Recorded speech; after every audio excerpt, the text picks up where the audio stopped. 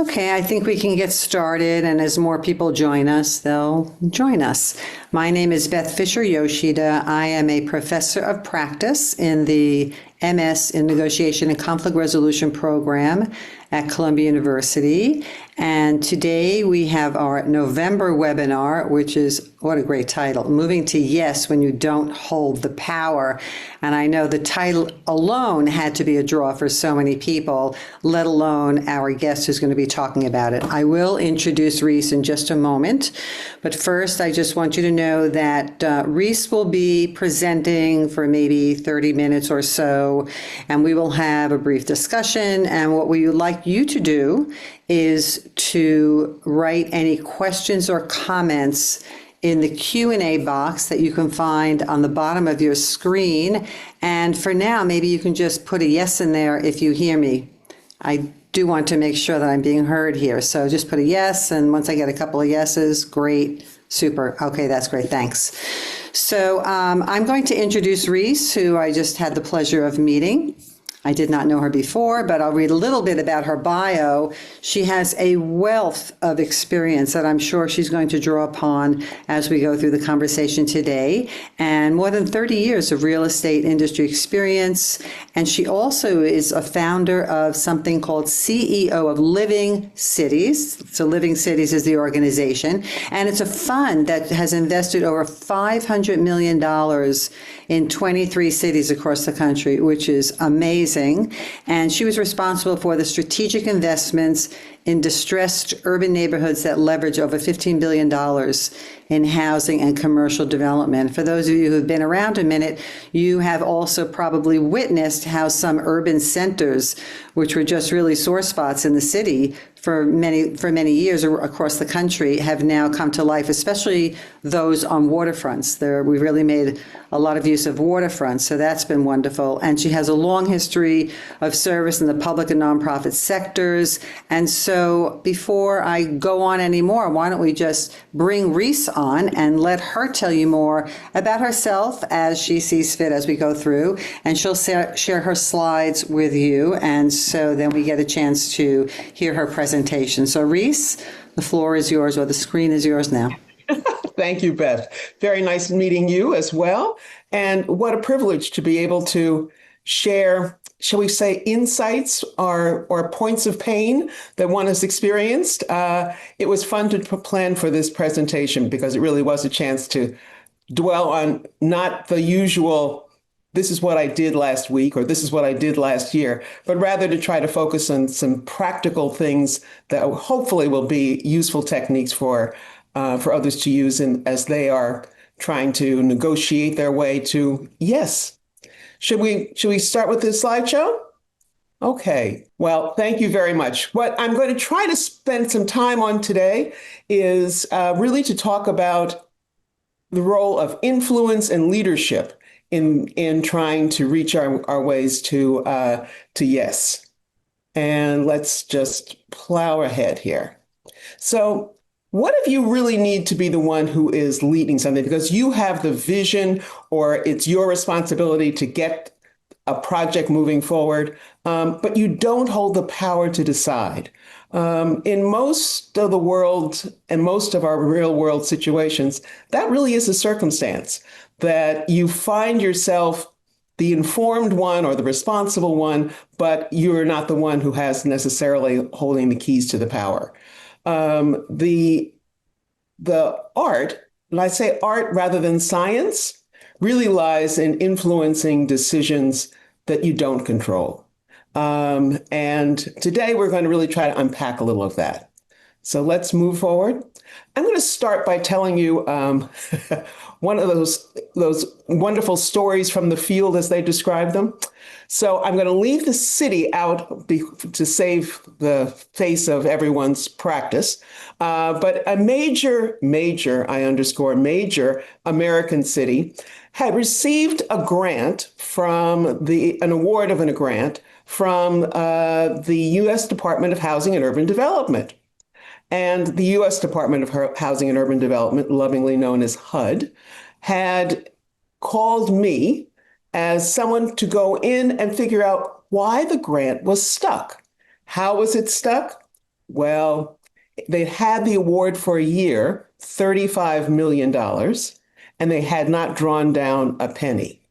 Even HUD realized that there was something amiss here. And they gave me 3 days. I think it was a 3-day assignment to go in, figure out why it was stuck, get resolution of the problem, and get the project moving ahead again. HUD is very spare on their amount of time that they give for these things, but it was an interesting challenge.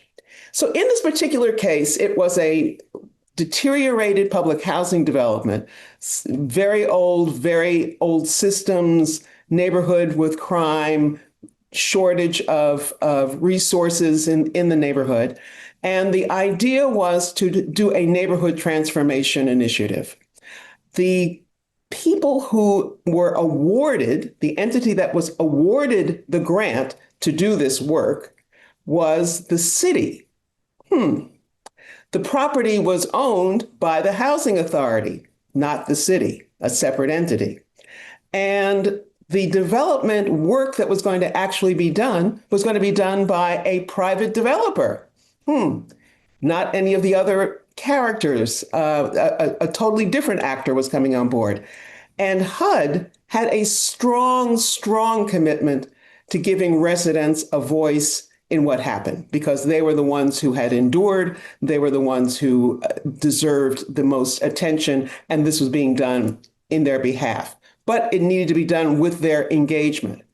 So this was a situation in which everyone felt as though they were in charge, and everyone felt as though they were the lead entity.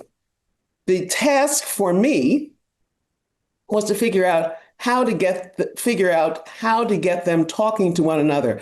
Did I leave that out? When I arrived, they were not speaking to one another. So the first meeting, we were all sitting around a table and no one was talking to the person next to them or across the table from them. It was a fairly bizarre situation. But it is one in which the solution that I worked my way to was by having us put together an MOU, a memorandum of understanding, as a way of starting a conversation afresh. And we'll come back to that. So the nature of who were the formal actors and who had the formal power by way of title and budget and authority and signature and all of that kind of good stuff, this was a situation in which literally everyone felt as though they were the one who had the power. Made it kind of awkward when you tried to negotiate something. When in fact, what they were looking for was an opportunity to be recognized, to be appreciated, to be able to have the influence of making the decisions take place. But we had a separation here, clearly that power, the formal power, was not the ones who were the influencers. And what I learned in that situation and had reinforced is that authority is something that is given, but influence is something that is earned. So the decision maker in this situation was probably HUD at the end of the day, since they held the purse strings, if you will. But there were layers of, and this is the case in every situation, there are layers of influencers, layers of factors, and that affect the decision making that's taking place or not. And what I want to do now is to speak a little bit to what techniques I've used in the past to get to that decision-making event, even though I have not had the power or the entities that I'm working with have not had the power. So the first strategy that I have used and has been successful for me is finding allies just right around you. Not a complicated, obtuse process, but really looking around for small inroads that can be made. Identifying who might, in fact, share the same motivation that you have for getting something done, or two actors who might share the motivations together, even though they may be different from your own, but trying to make some pairings, trying to align the activities and the conversations around those things that we could agree on. And then complimenting and being gracious. A little bit of positive and a little bit of graciousness goes ever so far in trying to build coalitions of like-minded actors who are prepared to take action. So trying to find those allies, not in odd places, but just hidden right in plain sight. Another technique that I found works quite well is to use different language. So it may be that I'm suggesting that what I really need is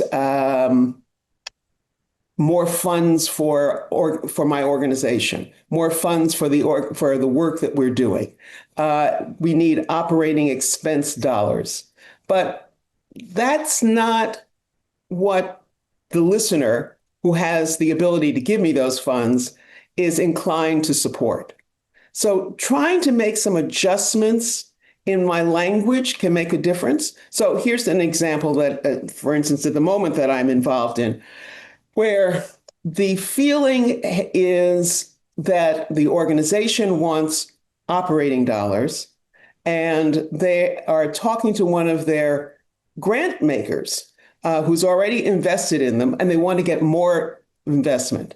What they have found was they said, we appear to be dragging our feet. We don't have the data that is being requested and the reporting information that's being requested. So rather than saying they want dollars for operations, they're saying we really want dollars to help us so that we can do better evaluation and track our performance indicators in a more constructive and in a quicker fashion. So sometimes literally just adjusting the language at the end of the day, it's still getting you that extra resource. It's still getting you to the yes, but you're doing so in a fashion that is not stuck only in your reason. But I think the expression was people do all the right things for the wrong reasons. That's okay. I can take a good donation for the wrong reason. So another technique that I find works well is being the one who shapes the agenda. When I'm part of an organization or part of a team, I will quickly move to the position of saying, let me be the scribe. Let me be the one who captures what we agree to. So let's try to get some order to the way in which we're going to get the work done. And I use that also as a way of sometimes slowing down conversation. It's like, I'm not sure I understand where you were going with that. How are we going to do that?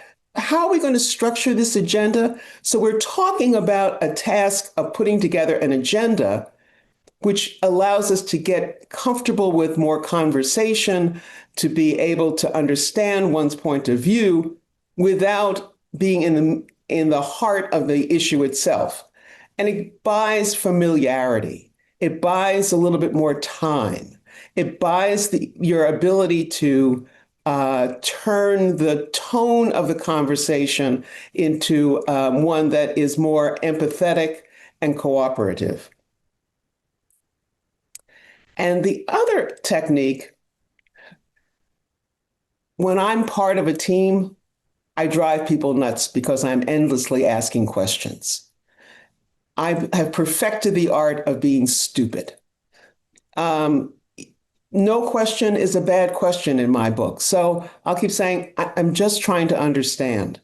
Could we think about this? And I'm not sure that I get your direction. I'm not sure that I understand what the pressures are that are on you. But you want to use the inquiry as opposed to declaration of a situation, a declaration of what you believe is the factor. You want to use the opportunity for inquiry to be the way in which you get at the information and change the tone. So asking and understanding risk is really an important factor. And you can get at that by the conversation around understanding what are the tools that are influencing the conversation for your opponent. So I'd like to ask everyone to think about situations in which you've tried to influence a situation, when you have had to be the one that's influencing the decision, but without the formal authority. Give that some thought, and then we're going to look now at how to go about doing that and some other ways of approaching it. But I want you to put in your own mind, what is it that I tried to accomplish and didn't have quite the legs to it that I would have ideally wanted? So the question becomes, how do you, what derailed your influence when you were trying to bring about a decision? What are some of the things that got in the way of your making that decision, of your being able to get to that yes? Well, one of them that I would suggest is making the mistake that you think that compliance is commitment. Probably the most, shall we say, pronounced example of that has to be the stepping back from DEI, where we thought there was commitment to perhaps a particular element of an agenda, when in fact it was compliance, and institutions that shed and step back from some of those initiatives more rapidly and more completely, one saw that it was that we did what we had to do, but we were not necessarily committed to it. Another one that sort of derails me, or has for me, and I'm guessing for a number of you, was ignoring emotion and identity. You know, the expression people now will use is, I want to be seen, I want to be heard. Well, there's reality to that, to those dynamics, and ignoring them, pretending they're not there, you do at your own peril. So that ignoring those, as I have found, have also been things that have gotten in the way of success at trying to get myself to the yes.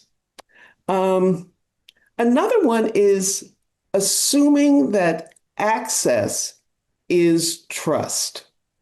This is one which I've seen most recently in some of the work that I've been doing with new CEOs. They have taken over organizational operations from, say, a founder. I have one that's two, actually, that's the case. And they were given a set of instructions and expected to follow them fairly rigidly. And they were not necessarily in their style of management, but while they were hired, the sense of real trust that we're giving over this organization and its operation to a new person wasn't there. So the idea was to hold on. How do people describe it sometimes? Managing from the grave, where you leave so many hooks and so many chains tied to the new person that while they are technically given the role and they have access to being in a leadership position, they're not fundamentally trusted. And because they're not fundamentally trusted, their ability to have influence is greatly compromised. Another example is an over-reliance on logic, something I've fallen victim to many times. I think, well, we organize it this way, and then it will just logically follow that way. When in fact, emotion, when in fact, relationships come into play that defy the logic. And I am find myself caught unawares or caught off guard. So think hard about these issues that can really derail your efforts when you are trying to influence. So what really moves us to yes? What really gets us there? Well, first of all, it's clarity. You have to really know what it is that you want in a situation, what your goal is in that situation. Because again, people do the right things for the wrong reasons. So someone may be willing to be a partner, someone may be willing to be a colleague, may be willing to be an advocate, but they come at it for a totally different direction than you might have come at it. And being clear about what it is that is your goal is the key to success here. Strategy, strategy, strategy, strategy. Actions without strategy look like sort of flailing around. It's both inefficient and it is confusing. Understand who the actors are. So in my case, my large U.S. city with $35 million that they're not drawing down, it took a minute to figure out who the actors were from a standpoint of what they thought they were brought to the table to contribute.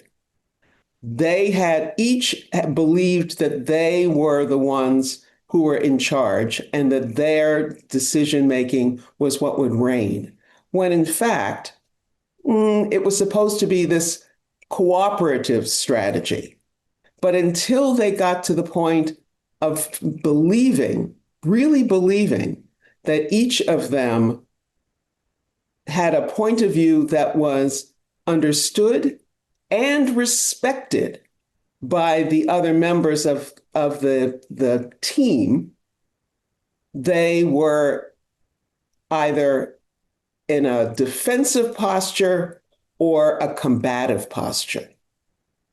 And it took forming a strategy that was something that gave them an opportunity to roll out their perspective, have their point of view recognized and appreciated, that allowed them to come together on a common strategy. But what they were each craving, it was quite a remarkable engagement. What they were each missing was a sense that they were respected and that their stature in the situation was respected. So for me, the MOU as a way, that was my strategy, was to come together, was to say, let's work on something that we can all agree to, that allowed for a rolling out of what were their talents, what were their issues, what was their bottom line. Because they weren't necessarily out of sync as much as they just were not recognized and not appreciated. And they were each used to being leaders. And here they were being shuffled off to something they thought that was less than their leadership role. So understanding who the players are and what they need allows you to put together a strategy for how they might work together. And then courage. Well, maybe it's persistence is more the case, but staying the course. Nothing that we're doing these days in serious decision making and serious building of new partnerships is a slam dunk or a sprint. It takes time. It takes patience. It takes coming at an issue and returning to the issue over and over and over again.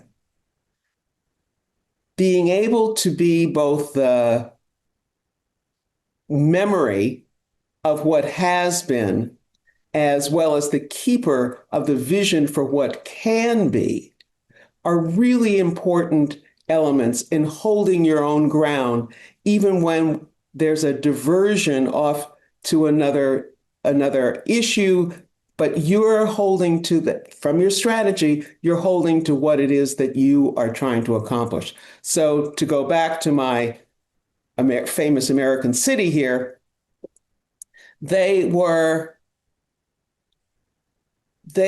all used to being in charge. When they weren't in charge, they were masters at slowing things down. If you can't have your way, then no one has their way. So you had to wait and start and stop and start and stop. And that was a frustration to many of them.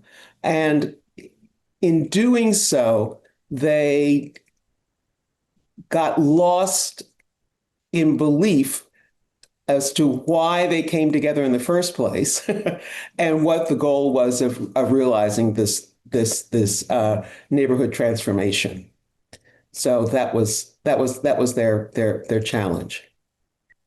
So turning no into not yet is probably the biggest message that I could convey. That one needs patience, and one needs to take the time to move through the issues and to let the relationships build. Because it's relationships that are so incredibly important in this work. The being able to nurture those. Let me give you an example. For many years, when I was running Living Cities, I had a board of directors that was made up of I refer to them as the titans of American philanthropy. But this was, at the time, the presidents of the country's largest foundations. Not their staff, but the presidents themselves. And the question was how to keep them at the table. That was my goal, keeping them at the table. Why did I want to keep them at the table? Because they controlled such vast amounts of unrestricted dollars that I wanted them to stay at the table so that they would continue to invest in the urban agenda that they had originally crafted. So keeping them there when they are, each of them, stars in their own right was a trick or two. And one of my board chairs said to me, let's make every one of the ones that we really wanted to keep here in charge of something that they cared a lot about and would be embarrassed if they were not seen as being both an expert at it and having resources to contribute to it. So we set up committees, and each one of these titans took on a committee about a topic that they cared about: public policy, environmental issues. But by making it all about their personal interests and taking the time to walk down the path that was of most interest to that individual, it kept them at the table. And it kept them at the table well past what was expected to be their common interest that we were brought together for. So while we were all there to talk about something totally different, it might have been a particular city and their transformation of a particular neighborhood, but that was only sort of interest to a particular foundation president. However, maybe an environmental or a humanitarian issue. I can remember one conversation where they were trying to get one another to give to the United Nations. It was like, how do we get to that conversation from this one about this urban neighborhood that is in dire straits? But that was what brought them to the table, and being able to demonstrate their prowess at it was something that gave them pride and gave them and fed their egos. So recognizing that you may have to go a little off the turn that you might not have wanted to do, might not say, well, this is a conversation that isn't directly relevant. It became relevant for keeping the person there, for recognizing the value of the relationship, and having a little grace and a little patience goes a great distance. So sometimes you're going to avoid no by just making that turn to not yet, and to take that pause that would be a useful one for being able to share experiences that you can build upon when the push comes to shove on a big issue. Oopsie. Sorry. So what for me are the key takeaways in terms of this topic? The first is that power is situational. You are appointed to a particular position. With that position comes title, comes a definition and expectation of power. So we all believe. But influence, and that's the driver here, influence, that is relational. So what may be seen as even as minor as how the table is set, who's in the room, how you have conversations and presentations made, where you take people to visit on tours, all of those things that feel somewhat extraneous or superficial are all about building up the relationship, the connection that the actors have to the issue that you are advocating or have as your personal goal or your organization's goal. But influence is what you really want and must realize. But that comes by putting in the time and the effort at building the relationships.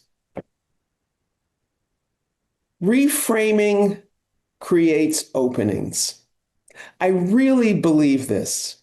So that, for instance, in my case with my American city there struggling, reframing the task that we were trying to get done was done through creating this memorandum of understanding.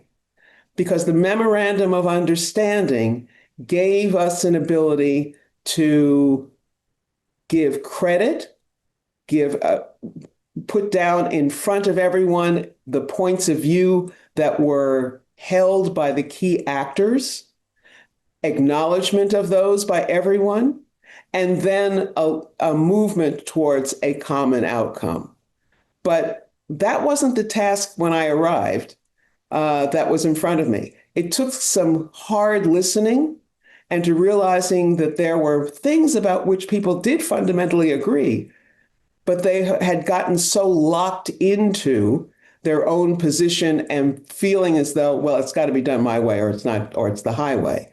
So using an opportunity to reframe, whether it is through an agenda, through a redefinition of what your priorities are collectively, whatever that is, but using that reframing as a way of seeing openings for success. Here's our way to getting to yes. And then last, influence without authority. Influence without authority. That really is what leadership is about. That really is the nature of leadership. It is having influence without having to have the authority, but being able to bring the vision, being able to bring the discipline, and being able to bring the gratitude, the ability to say thank you, the ability to build upon yesterday's success with tomorrow's vision. That really is what leadership looks like. And I believe that is the last. Yeah. Thank you, Reese. That was great. So many notes that I took. I just want to brief the audience now on what the next steps are going to be. So I know that we have a couple of comments in the Q&A box. I encourage you to add more comments, write questions, and so on for Reese to respond to. And for those of you who are interested in the negotiation and conflict resolution program, in a little while we will have David, our admissions specialist, come on the webinar, and you can stay while Reese and I leave and ask any questions you might have about the program. So Reese, a couple of things you said. So when you were talking about the compliance is not commitment, it reminded me of when people say, well, no news is good news. And I'm like, well, no news is no news. It just means that there's news. You just don't know what the news is yet. Yeah. And the part where you were talking about the 3 moves to get to yes look so simple because it's a nice, beautiful PowerPoint slide. You had the words clarity, strategy, and courage. And I'm thinking, oh, wow, just clarity. You know, we think it's kind of obvious that, of course, people know what their goals are. But a lot of times, you know, from your own experience and mine, people don't always know what their goals are. They know what their immediate ask is, but they don't really know what the goal is. And when you don't have that knowledge, plus what you anticipate the other person's goal is, then you're really kind of wandering around in the dark. Absolutely. And the word clarity is chosen specifically because it really is a process about getting to clarity. It isn't a moment, it isn't an event. It is a process. And it is something that you have to really work at. It's interesting that you raised that, Beth. I find that I do executive coaching now, and I find that probably the piece that is of most benefit is just giving a leader the space to talk.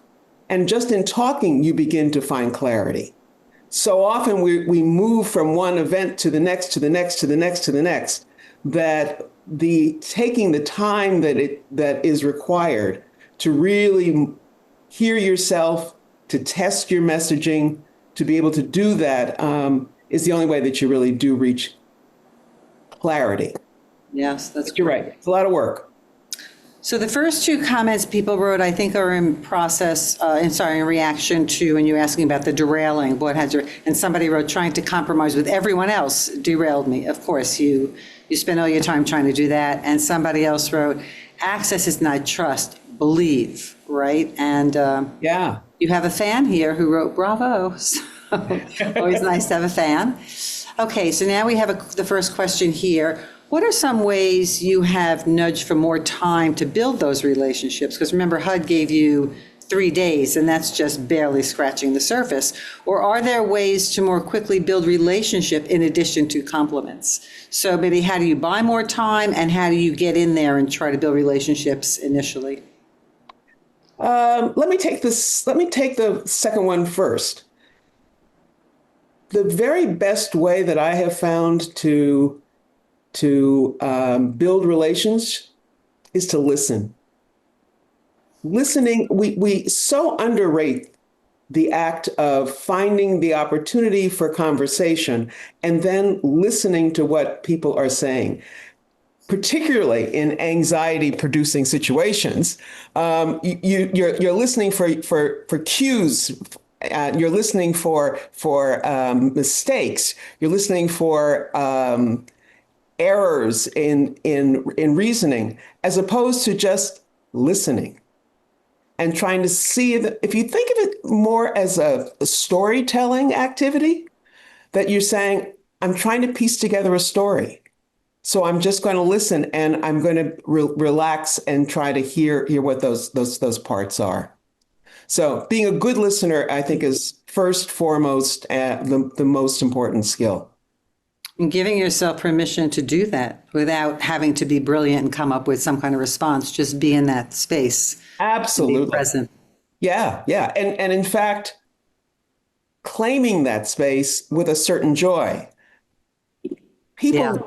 People like humility, and being able to say, I'm sorry, could you explain? I don't think I get that. Could you just explain that to me again? And people will think we're reluctant to do it because we think, well, they'll believe that I don't know what I should know. Quite the contrary. They will love the fact that you're asking them to share their perspective. Yeah. And I am going to mention also that for those of you writing in your wonderful questions, we probably won't get to all of them, but please feel free to follow up afterwards if we don't get to yours. Okay, so you were talking about creating that MOU process because you had several key stakeholders at the table. They weren't even talking to each other. So a person wrote here that the MOU process sounded great. What could the participants or one participant have done to get there themselves if you hadn't been there to guide them? I mean, we don't, but what do you think they could have done on their own? One of them could have come up with one of them could have been a convener with grace. I think the difficulty that they had is that there was no one yet willing to step back and say, okay, it doesn't have to be my way. And it was hard for them to move forward with everyone claiming, I've got the answer. You do it my way or you don't do it at all. So, yeah, that's not much of an answer. No, it's great. And when you said that, I'm thinking about some of the other notes I took here, and you were talking about being gracious and then the spirit of generosity.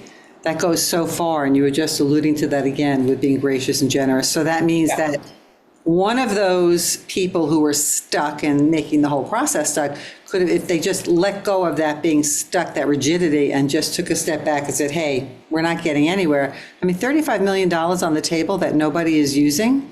What a waste. Can you believe it? I'll take it. So many things to do with it. Yeah, really. And it took a brilliance of HUD to figure out there's a problem here. Whoa, yeah, a year. Yeah.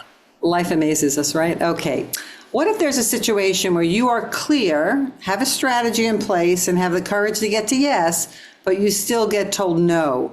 How would you handle such a situation? Like, what is it that drives the no that you have other ways of dealing with, perhaps? I'm not sure that I know the answer to that question. I'll tell you what I do, which may not be the right answer. How's that for candor? I probably am one of the more patient people that got dropped on this earth. So I'm just patient. I find that if one shows up, doesn't sulk, and keeps showing up, eventually I just endure longer than most. not a clever answer, but I think one that's probably closest to truth. I think it really is trying to find alternative time frames so that you can buy yourself some space. So you can buy yourself the room to bring more actors over to a point of view, or for you to adjust your own point of view. Yeah, yeah. That's also a really good mediation technique. You know, when the disputants are kind of stuck, and you feel you've gone as far as you can go in that situation, you take a step back and say, you know, what would you like to do now? And then people have to come up with something. And eventually people do get tired of waiting and they get pressure to feel like I have to say something or do something. So it works. It's good. Yeah. Yeah, it's nice. I like that. Thank you. I'll use that. I'll give you credit next time. You can take it. I'm not probably not the originator of it. Okay, let's have maybe one more. How do you recommend implementing these strategies, the beautiful strategies that you went over in your slides, when you are in a junior or less experienced position than others in the group? Like, how do you, I guess what I would think about it is, how do you claim your voice at that table, either at the table or behind the scenes, or? Interesting question. I'm going to answer it by probably the way in which someone once gave me the most backhanded compliment that I think I've ever received. So there I was running this consortium of these titans of philanthropy, and they brought in a consultant to really sort of look at our efficiency and look at how we got things done. And her comment to me after months of interviews and chats and conversation was, Reese, you do a remarkably good job of leading from behind. So sometimes you can't be the leader. There's too much energy already focused around a noisy set of actors. In which case, if you are the more quiet actor, but try to influence through gestures, whether those gestures are, well, we before we all leave, we really do need to get an agenda for our next meeting. Finding those topics that people could agree on. What should we make sure that we cover the next time we're together? How can I get materials to you that would give you the information you need to resolve this question that we're going over? So it's sometimes by putting yourself in the role of servicing, if you will, the other actors as a way of, in fact, influencing what the outcomes are and the direction that you move in. But you have to be comfortable with being something other than the visible leader. So people would perhaps say, "Oh, but don't you feel as though you're being, belittled or not being considered for the stature that you deserve?" Nah, I just want them to do what I want them to do, and as long as they do what I want them to do, I'm good. Yeah, it's a beautiful way you put it. Also, when you said when there were already a lot of noisy actors in the room, I probably would have said when there were already a lot of egos in the room to say it, but you said it so much more gently. So we are out of time. I want to thank you so much. You have so many words of wisdom and concepts, and I know that people watching and who will continue to watch once the recording's available, probably in about 2 weeks, will learn so much. And they seem like little subtle practices, but are hard to do sometimes. It really takes years of honing your skill at doing it. So I would encourage everybody not to be discouraged, that what Reese is sharing comes out of all the wealth of experience that she's had. Thank you so much, Reese. Take care. Goodbye.